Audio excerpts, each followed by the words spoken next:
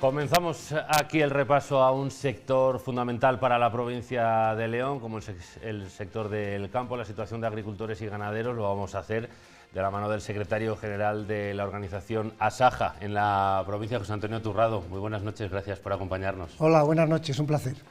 Para repasar esa situación del campo también nos acompaña el director del Diario de León, Joaquín Sánchez Torné. Muy buenas noches. Buenas noches. Y la responsable de Es Radio León, Elena Rodríguez. Muy buenas noches. ¿Qué tal? Buenas noches. Charlaremos con José Antonio Turrado de una situación que en las últimas semanas, en los últimos meses, está siendo de actividad intensa, una situación un tanto incluso conflictiva por momentos. No sé si las aguas bajan más tranquilas en las últimas semanas, después de acercamientos con el Ministerio, de esas semanas de protestas más intensas. No sé si se está ya consiguiendo la segunda parte, que es que todo eso vaya cristalizando en acuerdos, o todavía hay cierta conflictividad en el sector. Bueno, hombre, yo creo que más tranquilas, porque las movilizaciones tienen que tener un final, no se puede estar permanentemente movilizándose, y también es verdad que el Ministerio pues ha abierto una negociación donde lo que plantea el Ministerio, pues cuando vas a máximos, pues es relativamente poco, pero hay que decir que soluciona el problema más importante que tiene en este momento la provincia de León, que es la obligación de rotar las parcelas, que nos llevaría a dejar de sembrar en torno a 20.000 hectáreas de maíz sin tener una alternativa para otro cultivo. Por lo tanto, en un contexto nacional o de la comunidad autónoma, lo que se nos ha ofrecido es muy poco. Para una necesidad muy concreta y muy particular de la provincia de León, es una gran medida que nosotros no estamos dispuestos a desaprovechar. Nos queremos agarrar como un clavo ardiendo a ella, y de hecho, bueno, pues la próxima semana nos va a recibir el secretario del Ministerio de Agricultura, don Fernando Miranda, para hablar específicamente de este problema de León. Por lo tanto, para nosotros es fundamental solucionar este problema. Los demás, si tienen que esperar algo, que esperen. ¿Le va a recibir a ASAJA León? Sí, nos va a recibir a ASAJA de León, que le hemos pedido una entrevista, y bueno, pues hicieron una serie de gestiones. El Partido Socialista nos ha ayudado, entiendo yo, pues a que se nos reciba, y nos va a recibir el día 19. Decía que la rotación de cultivos afecta a unas 20.000 hectáreas de maíz. ¿Esta decisión del Ministerio es solo para este año, de manera excepcional, o es a largo plazo? Bueno, la propuesta que ha hecho el Ministerio, que ya la tiene en un documento escrito que está debatiendo con las comunidades autónomas, es que ese concepto de la rotación, es decir, que hay que cambiar de cultivo al cuarto año, en vez de empezar a contar en el 21, que empiece a contar el año 23. Por lo tanto, hasta el año 26 tendríamos de margen, nos daría 2 años de margen. Pero a la par que el Ministerio ha hecho esta propuesta concreta, que yo creo que la tiene negociada con Bruselas y ya se puede dar por segura, en Bruselas, para toda la Unión Europea se está proponiendo en este momento de que desaparezca la rotación de cultivos. Es decir, me obligan a diversificar, me van a obligar a tener más de un cultivo, pero no me van a obligar a rotar. Y en segundo lugar, piden también que desaparezca el barbecho obligatorio, muy importante para el regadío de León, porque en los cultivos de secano no tenemos problema para dejar un 4% de barbecho, porque siempre hay tierras malas que se pueden dejar, pero sin embargo en regadío es una auténtica barbaridad que un regadío modernizado, donde se ha hecho tanta inversión y donde hay agua y donde hay tanta necesidad de alimentos, que dejemos un 4% sin cultivar. Por lo tanto, esas dos reivindicaciones muy específicas de la provincia de León van por buen camino. Sí, pero había otra reivindicación muy importante, que era la cuestión de precios y el hecho de trabajar a pérdidas por el aumento de los costes, ¿no? No sé en qué medida entiende las manifestaciones de ayer de Fernando Roig, el presidente de Mercadona, cuando dice que entiende perfectamente que los agricultores tienen que ganar dinero porque corremos el riesgo de quedarnos, bueno, sin comer. Más o menos es lo que vino a decir, y sin embargo, pues uno de los objetivos de las organizaciones agrarias siempre son las grandes superficies. Bueno, pues en principio agradecerles la declaración, ¿no?, porque la dice una personalidad del mundo económico de este país, y que nos reconozca que tenemos el derecho a ganar dinero. Yo le agradezco esa declaración, pero también, ¿se la cree? No sé si se la cree, pero le pido... No, si se la cree usted. Digo. Bueno, puede ser que sea sincera, pero a la vez le pedimos que haga lo que esté en su mano para que efectivamente el agricultor no venda a pérdidas y tenga un margen de beneficio, porque nosotros entendemos que en muchas ocasiones es la gran distribución la que impone los precios desde arriba hasta hacia abajo. Dice a qué precio le hay que pagar, le hay que cobrar al consumidor, marca sus márgenes y de ahí para abajo pues hay que pelear con la industria, y en el último eslabón está el sector agrícola y ganadero. Si los precios se formasen de abajo arriba, primero que el agricultor cubra sus costes, que tenga un legítimo margen de beneficio, y a partir de ahí que la industria ponga su margen y que la gran distribución ponga su margen, mejor nos iría. Por lo tanto, es que este sistema de fijación de precios está viciado, y compañías como como en este caso pues Mercadona, pues contribuyen, ella y otras que además no son de nuestro país, porque tampoco tenemos por qué hacer sangre con una gran distribución de capital español, ¿no? Yo creo que eso hay que ponerlo también en valor. Pero bueno, estas grandes distribuidoras son las que a nosotros más nos atenazan, esa es la realidad. También es verdad que en un caso como la provincia de León, nosotros hablamos de precios de productos que no van a los lineales. Aquí pues somos productores de remolacha, somos productores de cereal, somos productores de maíz. Nuestro problema no viene con los precios que marca la distribución, sino que viene con la situación de los mercados internacionales y el precio al que llega un barco de soja, o un barco de girasol o un barco de maíz al puerto de Gijón o al puerto de Santander, ¿no? Por tanto, hay que trabajar para que se cumplan esas cláusulas espejo, y para que, creyendo en el mercado, en el libre mercado mundial, porque hay que terminar creyendo en él, pues hombre, que no tengamos una desventaja competitiva. Y digo creyendo en el mercado porque, hombre, cuando viene maíz de puerto, viene para alimentar cerdos en Castilla y León, que después sacrifica Rodríguez en La Bañeza y que fundamentalmente exporta. Si no exportase, más del 50% de la carne de cerdo que se produce en nuestro país, y también en muchas ocasiones de ave, pues tampoco necesitaríamos esa importación. Durante varias semanas las lonjas de Castilla y León estuvieron sin cotizar con motivo de las movilizaciones en apoyo al sector del campo, y hace unos días la lonja de Zamora ha decidido, por la bajada que se estaba produciendo en los precios del cereal, dejar de cotizar de manera indefinida. ¿Cuál es la situación que hay ahora mismo? ¿Qué previsiones maneja Asaja y la lonja de León también? Bueno, la lonja puede dejar de cotizar y lo único que le hacen es daño a los agricultores, que no tienen una referencia de los precios que hay en el mercado, porque el agricultor tiene que vender y tiene que tener una referencia, que para eso sirve la lonja, para que sobre todo los pequeños productores, los que no están todos los días negociando, pues que sepan más o menos a qué niveles de precios nos estamos moviendo. Por tanto, yo creo que es un servicio que hay que seguir dando, ¿vale? Se puede dejar de cotizar un día, pues por tener un gesto con una situación de movilizaciones, pero las lonjas tienen que cotizar porque, repito, reflejan la realidad, y el que no coticen, ellas no pueden hacer por eso que suban o que mejoren los precios. Los precios de los cereales están mal, yo creo que ya están estancados, porque peor casi es imposible que estén, y bueno, pues lo que habrá que ver es esto cuándo repunta, porque este sí que es el problema más serio que tiene en este momento la agricultura de la provincia de León. Nosotros que producimos maíz, mucho maíz, incluso este año que se ha sembrado un poco menos, y que producimos cereal a pesar de haber tenido una sequía, pues es que nos faltan, con respecto al año anterior, no al año anterior, con respecto a unos precios un poco razonables, nos faltan 80 millones de euros, clarísimamente. Y ese es el problema que tiene hoy el campo, que se han desplomado los precios de los cereales y las cuentas no salen. Y esto ha pasado pues de unos meses para acá. ¿Y cuál es la causa? Los mercados internacionales, que hay más mercancía de la que está absorbiendo el mercado, y que Europa pues está pagando la guerra en Ucrania pues con presupuesto del Estado, de los Estados, y particularmente con presupuesto de los agricultores.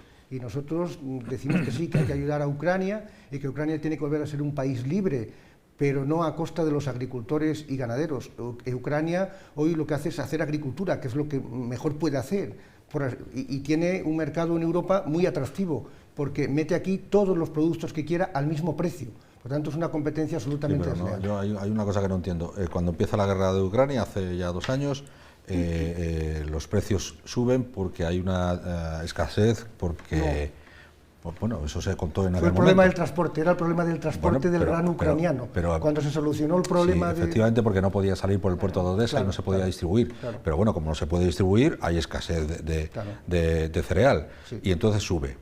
Pero usted está diciendo ahora lo contrario, es decir, que ahora baja, pero sigue la guerra de Ucrania y seguirán las dificultades para sacar el grano de los puertos de Odesa. No hay dificultades. En este momento no hay dificultades y no hay ningún tipo de barrera arancelaria, y eso, pero de Ucrania y de Rusia, porque Rusia, al ser los productos agrícolas pues están fuera de los embargos, y Rusia está sacando muchísimo cereal a precios todavía más competitivos que la propia Ucrania. Por lo tanto, el tema de la guerra con los dos países que están en la batalla es lo que desde nuestro punto de vista, más está contribuyendo a hundir los mercados internacionales del cereal. O sea, antes porque no había y ahora porque hay demasiado. Sí. Efectivamente, antes los paganos fueron los ganaderos que tuvieron que pagar piensos altísimos por los piensos, y ahora pues son los agricultores que tienen que estar produciendo a pérdidas.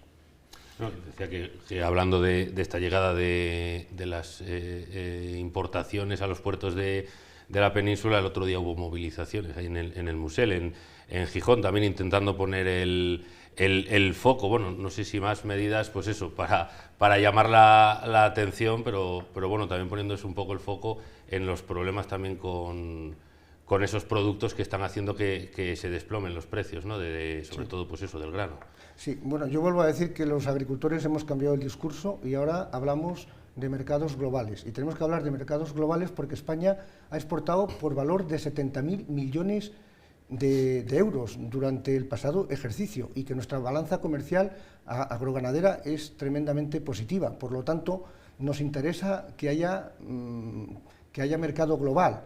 Ahora, bueno, tanto donde vayamos nosotros como donde nos traigan a nosotros, pues hay que pedir pues esas cláusulas espejo, es decir, que juguemos con las mismas reglas de juego desde todos los puntos de vista, desde el punto de vista sociales o desde el punto de vista pues del bienestar animal, del uso de fitosanitarios, del respeto al medio ambiente, en definitiva que sean unas reglas de juego pues lo más homogéneas posibles. Y donde no se llegue con eso, pues tendrá que haber una corrección en las aduanas, marcando contingentes o marcando aranceles, en definitiva. Un cierto orden hay que poner, pero teniendo la vista puesta en que el mercado está globalizado y, hombre, yo creo que no se pueden dar pasos hacia atrás. Con esta situación que tiene ahora mismo el sector primario, se avanza por parte del Ministerio y de la Unión Europea, pero siguen entrando los productos a precios bajos. Las organizaciones agrarias se plantean seguir con las movilizaciones, organizar alguna otra conjunta similar a la del 23 de febrero.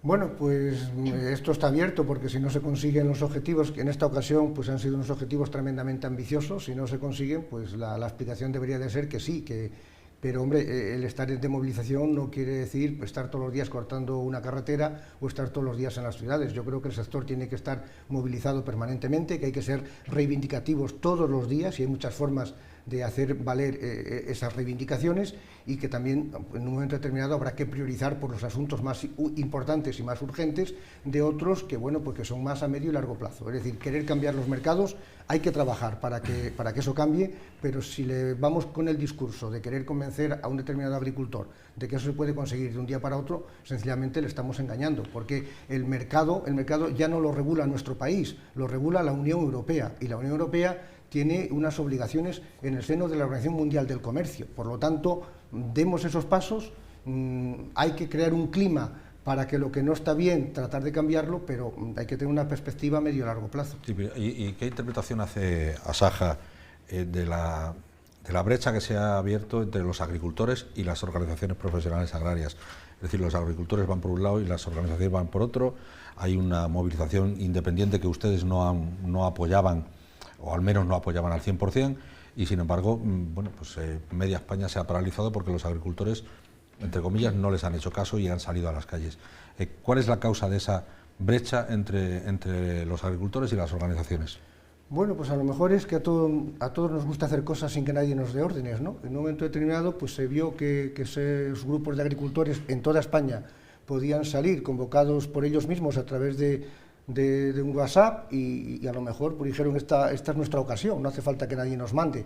Hombre, pues eso hizo que las protestas fueran vistosas, pero al día siguiente eso se tiene que traducir en estar en las mesas de negociación, en exponer los problemas con seriedad a quien hay que exponérselos, y eso no es fácil, ¿no? Y ahí es donde tenemos que estar, y vamos a seguir estando las organizaciones agrarias. También hay que entender que estas movilizaciones han sido un éxito porque no estaban organizadas. Si hubieran estado convocadas por las organizaciones agrarias, el delegado o subdelegado del gobierno nos hubiera parado los pies al día siguiente, o ese mismo día. Es decir, se le han permitido cosas que si se hubiera convocado desde una organización agraria no se hubiera permitido de ninguna manera. Y a lo mejor un grupo de agricultores anónimos puede cortar una carretera sin comunicarlo, pero una organización agraria, si pide la comunicación, es denegatoria. y si lo hace con una comunicación denegatoria, pues se atiene a las consecuencias, y las consecuencias pues es que va a haber multas y va a haber sanciones que acaban con la propia organización. Sí, esa era una de las bueno, quejas o acusaciones de los agricultores, entre comillas, independientes, que las organizaciones habían sido muy pusilánimes a la hora de hacer esas convocatorias y que por lo tanto se consideraban un poco dejados de la mano de esas organizaciones. No, en el caso de León se nos cuestionaba la fecha, la oportunidad, y hombre, yo creo que la oportunidad en las movilizaciones no tiene nada que ver con el tiempo ni con la situación agronómica del campo, ¿no? Ahora no hay nada que hacer, nos movilizamos, cuando hay trabajo no salimos de casa. Bueno, pues esas agendas no las marcamos nosotros, las marcan los gobiernos, por lo tanto, bueno, pues cuando hay que hacerlo, aunque tengamos que dejar de hacer de lo nuestro, pues hay que manifestar. Por lo tanto, no es los días que llueve, sino el día que toque, ¿no? Y bueno, pues en el caso de León se decía que era muy tarde. Hombre, pues nosotros nos hemos manifestado aquí el día 23. No sé si son circunstancias de la vida, pero es que el 26 se celebraba el Consejo de Ministros de la Unión Europea, de Ministros de Agricultura, donde se trataban la mayoría de estos problemas que nos preocupan. Entonces, oportuna en el tiempo fue. Y el día 26, pues fuimos con autobuses a Madrid. Pues fuimos los que fuimos. Si me pregunta, le diré que pocos, menos de los que a mí me hubiera gustado. Por lo tanto, bueno, pues es verdad que cuando lo han hecho un grupo de agricultores por su cuenta de riesgo, pues han movilizado más que cuando hemos convocado todas las organizaciones agrarias juntas. Pues solo puedo desear que ese espíritu reivindicativo se mantenga en el futuro y que seamos así de peleones, que si somos así de peleones y lo hacemos de forma organizada, nos va a ir bien. ¿Se van a sumar ustedes a la manifestación de Valladolid? Bueno, pues ya hemos dicho que sí, y bueno, es verdad que la convoca una organización y es un tanto atípico que se sumen otras que son mayoritarias con respecto a esa, pero bueno, en todo caso hemos dicho que sí, compartimos casi todas las reivindicaciones y hemos dado libertad a nuestros socios para que hagan lo que crean conveniente. Y eso, perdona Elena, ¿eso significa que es posible que se eliminen las diferencias entre las propias organizaciones y además también las diferencias entre las organizaciones y los agricultores? Entre las propias organizaciones no hay problema, hay 4 a nivel de España y hay una de ellas que no está reconocida por el Ministerio, que si me pregunta a mí mi opinión y la opinión de Asaja de León es que el Ministerio debería de reconocerla. Es decir, es un hecho cierto que hay 4 organizaciones, a mí me parecen excesivas, pero si hay 4 hay que reconocer a 4 y tenemos muchos problemas con la Unión de Campesinos, lo que le llaman la Unión, a nivel de Castilla y León y a nivel de España por esa falta de reconocimiento. Y una organización que realmente se presenta a las elecciones agrarias, como es esa, que se ha presentado aquí y saca unos resultados dignos, debería tener el reconocimiento del Ministerio de Agricultura. Eso por un lado. Y el reconocimiento de los agricultores, pues mira, estamos hablando de una provincia donde prácticamente todos los agricultores están en alguna organización agraria. A mí no me gusta lo que ha pasado, lógicamente, pero bueno, creo que está esto en un proceso de reconducirse.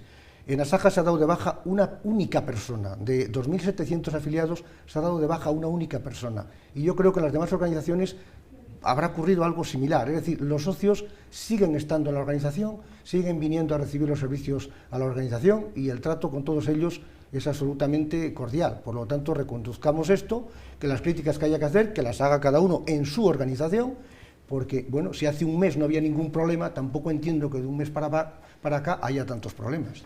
Dice que se están acercando posturas. ¿Va a haber alguna reunión de las organizaciones agrarias, o en este caso de Asaja, con esa plataforma en defensa del campo leonés para dejar estas diferencias que han llevado a los agricultores? Es que me está pidiendo cosas imposibles. Es que una plataforma donde, bueno, pues es difícil ponerles cara. Si hacemos mucha imaginación podemos poner cara de 5 o 6 personas, pero es un ente que no tiene una estructura jurídica, que no hay unos representantes, que no tiene unos órganos de gobierno, y donde la mitad se supone que son de Asaja. Pues yo le voy a contestar que esa mitad que son de Asaja tienen todos los días del año todas las puertas abiertas en Asaja para hablar de lo que haya que hablar y de mucho más. Y ojalá pues haya mucho interés por el debate dentro de la propia organización. El otro 50% imagino que tiene todas las puertas abiertas en las otras 3 organizaciones para hablar de lo que haya que hablar.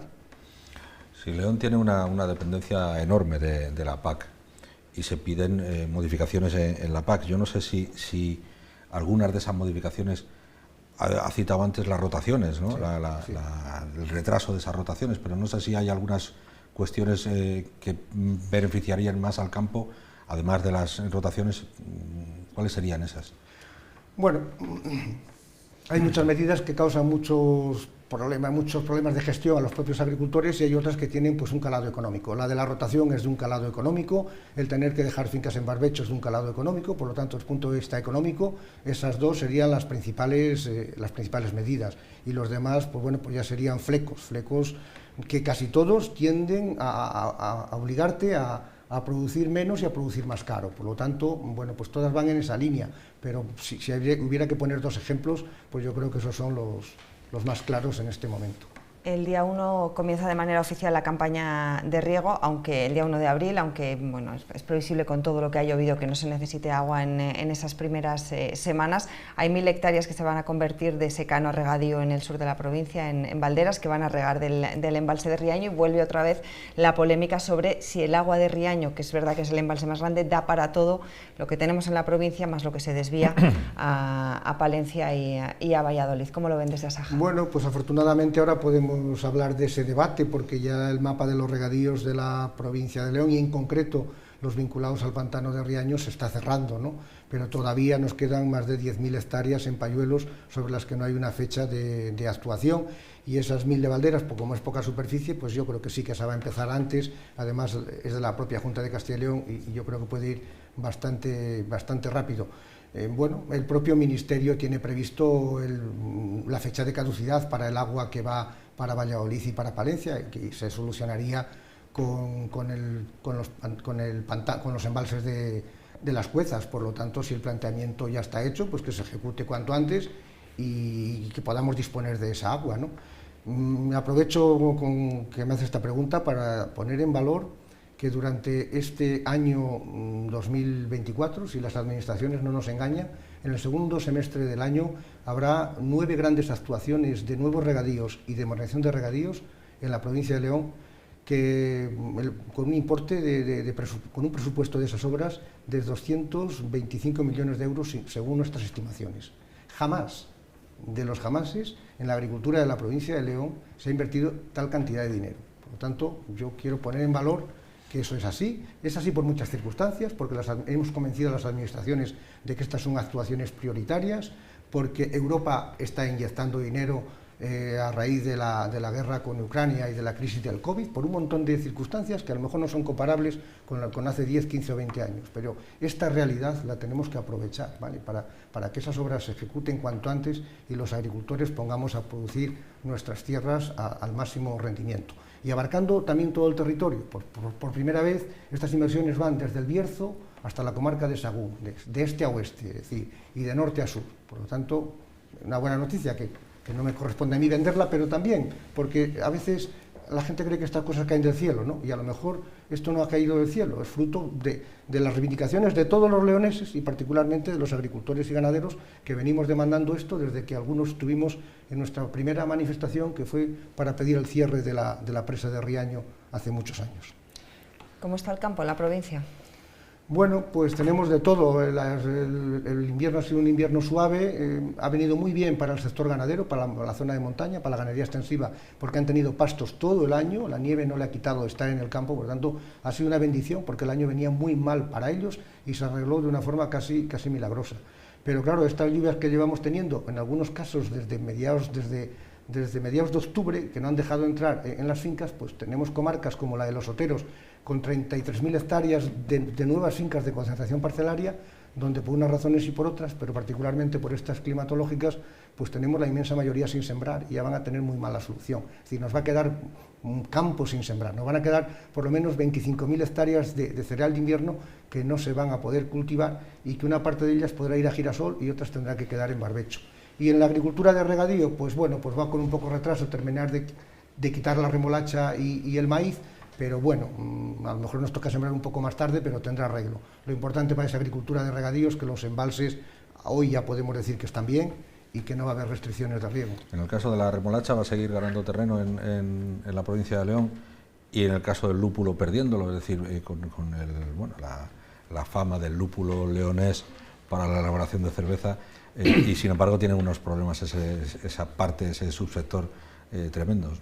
Bueno, voy a empezar con la remolacha, también por dar buenas noticias. Somos la principal provincia productora de España, con 7.000 hectáreas y, hombre, es un poco pronto para hacer estimaciones, pero nuestro objetivo es que podríamos llegar a las 10.000 en este año 2024.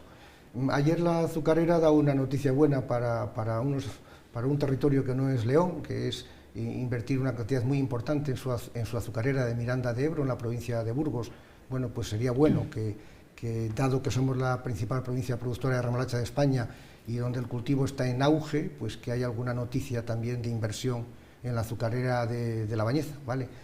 Porque nosotros estamos dispuestos a sembrar remolacha siempre que se mantenga pues en unos niveles razonables. El agricultor, cuando sembrando remolacha nos arruinábamos, dejamos de sembrarla, y cuando sembrando remolacha pues se le ve un cierto color a esto, pues estamos sembrando remolacha. Tenemos agua, tenemos tierras, tenemos una azucarera cerca, también tenemos la azucarera de Acor, porque ya también hay muchos remolacheros de León que entregan en la cooperativa Acor de Valladolid, y con esas mimbres pues yo creo que León tiene que ser el referente de la remolacha a nivel nacional, sin ninguna duda, por mucho que despisten estas inversiones que ha anunciado, repito, ayer Azucarera, que me parece muy bien que vayan a Miranda de Ebro, pero tenemos que preguntar, ¿y para La Bañeza cuándo y cuánto?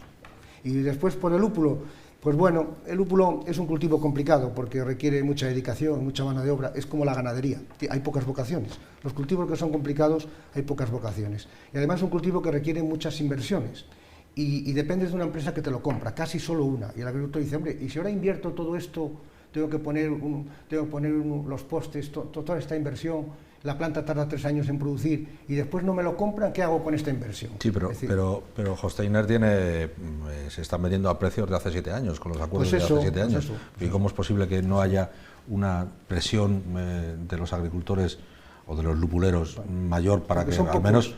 Es que 7 años son muchos años. Sí, son precios ruinosos, tienen todo el derecho a pedir que se les revisen los precios. En toda Europa el lúpulo está bajo de precio, eso también hay que decirlo, que los mercados no están bien en el resto de Europa, pero bueno, es un producto que en el coste total de la cerveza pues representa muy poco, ¿no? Por lo tanto, las empresas cerveceras deberían hacer un esfuerzo para pagarlo a lo que lo hay que pagar y que la gente no se desanime y no deje de cultivarlo. Mira cómo son las cosas. A los lupuleros le preocupa también que en esa negociación que tienen que tener dentro de un año, porque se le vencen los contratos, que la negociación no sea con el sector agrupado, sino que sea con los lupuleros individualmente, uno a uno.